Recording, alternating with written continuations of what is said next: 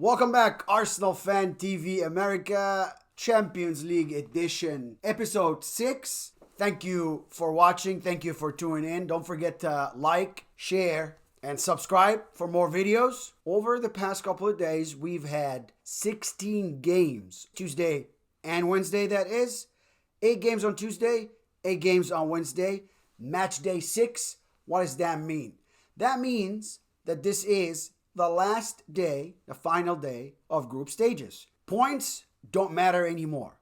It's win or go home. We had 32 teams in the group stages. That's 8 groups, 4 teams each.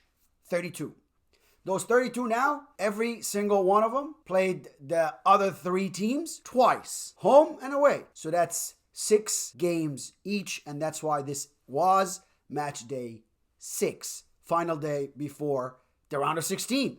So what happens next? What happens next is the group leaders, the first on the group and the second on the group, will go on November 6th for a draw. Monday, there will be a draw, and we will tell you, we'll keep you updated who is going to be playing what. Very exciting. Lots of names, lots of teams.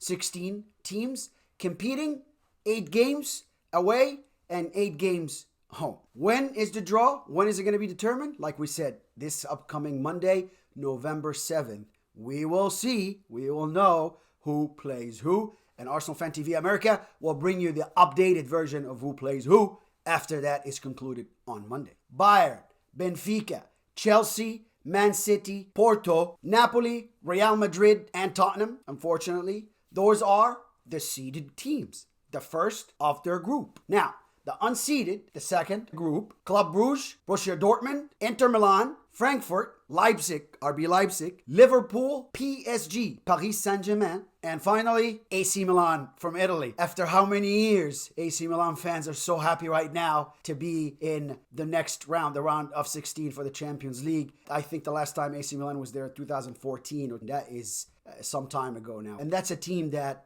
usually don't leave the Champions League. A team that has history with the Champions League. 2013-2014 season, they didn't make it since then to the Champions League. So to them, that is a great accomplishment. And congratulations to Olivier Giroud, one of Arsenal ex-players that we will never forget. And congratulations to the AC Milan for their qualification to the next round, the round of 16. And by the way, you cannot play the same team from the same group. So all the teams that played each other's already cannot play each other's again. That's the rule. So next, the round of 16, which is 16 teams, will be back in February, due of course to the World Cup stoppage. When, in February, to be precise, the 14th and the 15th, we will have 4 games on Tuesday, 4 games on Wednesday, and that was for the first leg. Now, the second leg is in March, 7th and 8th. We will play again the 14th and 15th of March. Okay, let's go to results of Tuesday. The first game was Porto taking on Atletico Madrid in Porto, in Portugal. What happened? Porto finished that game 2-1. Again, Porto finishes strong. And that was for Group B, by the way. Porto now are top of the group. They finish with the seeded teams. And the second game in this very group, Bayern Leverkusen played Club Brugge and they drew 0-0. Club Brugge now qualifies as the second of the group or the unseeded team with Porto, the first of the group. And that was for Group B. So here we are with Group B. We finish Porto on top with 12 points. Club Brugge next with 11 points. Leverkusen now, after the draw, will finish third with 5 points. And Atletico Madrid, with the same 5 points, will finish last of the group. That was Group B, the first 2 games of Tuesday. Let's now go to Group A, or go back to Group A after we discuss Group B. But the reason we discuss Group B, as we know, the first 2 games of the day. Now let's go to Group A, which has Napoli, Liverpool, Ajax Amsterdam, and Rangers. The first game was between Napoli and Liverpool.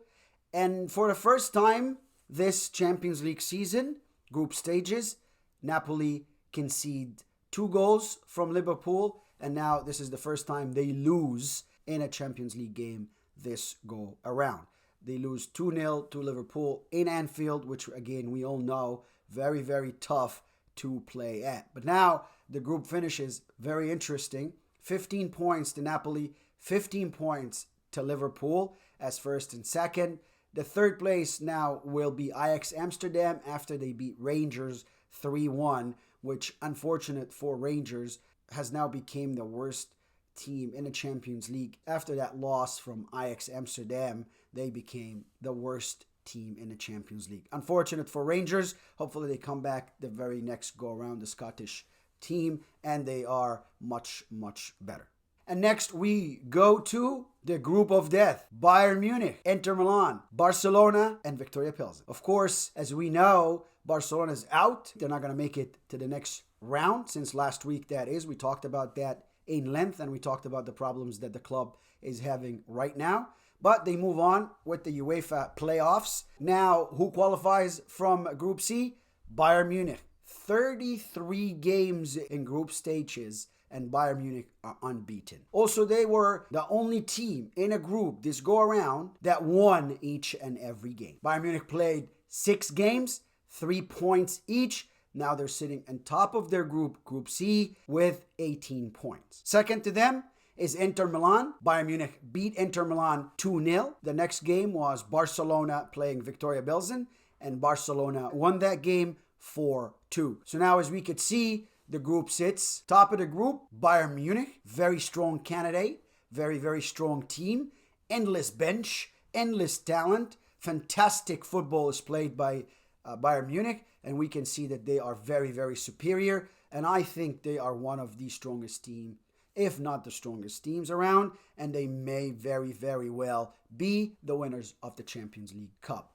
Number 2 on that very group, as we could see here, Inter Milan. They finished with 10 points, and again, they will be the unseeded group. Third would be Barcelona with 7 points, and last is Victoria Pilsen with 0 points. And now let's go to Group D. I think it was the most exciting because we didn't know what will happen. We started the day, the difference between the bottom and the top, 4 points and 7 points, and that was only 3 points different, right?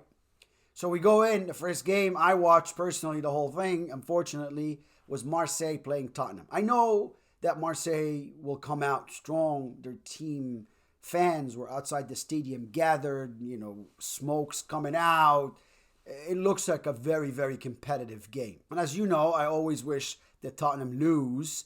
So I watched to see if Tottenham's going to end up with Arsenal in the UEFA or they're going to qualify to the next round. Marseille was winning beginning of the game. What that meant was that Tottenham would finish at least second or get out based on the other game results between Frankfurt and Sporting Club. Finished just like the Marseille-Tottenham game. They both finished 2-1. Frankfurt won 2-1 and Tottenham won 2-1. And that takes both of them, the teams that won, to the next round. Tottenham Leeds will be seeded and they will play second of any other group. That will be the unseeded team. And the second would be Frankfurt and they will be unseeded. They will go to the next round to play one of the seeded teams, which would be one of the first of the groups. Bayern Munich, we don't know. We'll see. We're going to have to wait and see. And that was Group D. Tottenham sitting on top, as you can see, unfortunately, with 11 points. Second is Frankfurt with 10 points. Third sits with 7 points, which is unfortunately not our favorite Guendouzi or Marseille. They are fourth. Sporting Club would be the club to finish third with 7 points, and 6 points last for Olympique Marseille. Poor fans, they went out of both the Champions League and the UEFA in the last 10 minutes of the game. But that's how exciting the game can be. Sorry for the Marseille fans, and hopefully we see you next Champions League. And that was Group D. Next, we have Group E, and that group, of course, we know Chelsea, Milan, Salzburg, and Dinamo Zagreb. First game, Chelsea, Stamford Bridge. They beat Dinamo Zagreb 2-1. The second game for that group was Milan, took on Salzburg, and Milan again wanted to win so bad. It's been a long time for the club without Champions League football. They were starving for it, and now they have it, so they go on to the next league, the round of 16, and they beat Salzburg 4-0. So here is Group E standings. Chelsea, top of the group with 13 points. We could see Milan, second of the group with 10 points. Salzburg, third, 6 points. And Dinamo Zagreb sits at the bottom with 4 points. And next, we go to Group F. And once again, we know Group F has Real Madrid, the 14 times champion of this very competition. They took on Celtic at the Bernabeu at their own home, Real Madrid, and they beat Celtic 5-1. The second game was Shakhtar Donetsk played or took on RB Leipzig, and RB Leipzig was able to show us how good they are on that day. Like I said, don't write them off, and now they qualified to the next group. RB Leipzig finished second of the group, and they beat Shakhtar Donetsk 4-0. So here's the group standings. As you could see, first, Real Madrid sits comfortably with 13 points. RB Leipzig coming back from behind from fourth in the group at some point to have 12 points now and go on as the number 2. Shakhtar Donetsk, 6 points. They will play or have a chance to play the UEFA Playoff League. Next is Celtic. They finished with 2 points. Group G's next, Manchester City, Sevilla, Copenhagen, and Borussia Dortmund. Manchester City took on Sevilla in Manchester, and they won 3-1. The second game was between Borussia Dortmund and Copenhagen, and that was a 1-1 draw. And now here is Group G. As we can see, sits on the top of the group. Man City, 14 points. Borussia Dortmund, 9 points. Sevilla finished third to have a chance to play the UEFA League Cup, and 3 points for Copenhagen. And that was Group G for you. We know, of course, Man City, Austin, my friend Austin here, of course. I know you always watch. That's his team that he's banking on to go all the way. And we know City is very, very strong. You just have to stop Kevin De Bruyne from assisting and Erling Haaland from scoring. And next, we go to Group H, which is the final group that has PSG, Benfica, Maccabi Haifa, and Juventus. And here are the results of the day. The first game I watched was PSG taking on Juventus. Very, very strong game. Of course, both teams wanted to go for the win, which didn't happen, unfortunately, for Juventus. They did not win. They did not draw. It ended up that PSG beat them 2-1 on the day. Leo Messi, Kylian Mbappe, and company were very, very good at it on the day, and they're very, very tough to beat. Juventus tried the best they could. Bonucci started their captain by scoring their first goal, and they went on and tried to score a second, but it just didn't happen for them. The next game, Benfica knew the task on hand. They needed to score lots and lots of goals so they can come close to PSG, and they actually did. They beat Maccabi Haifa in Maccabi Haifa 6-1.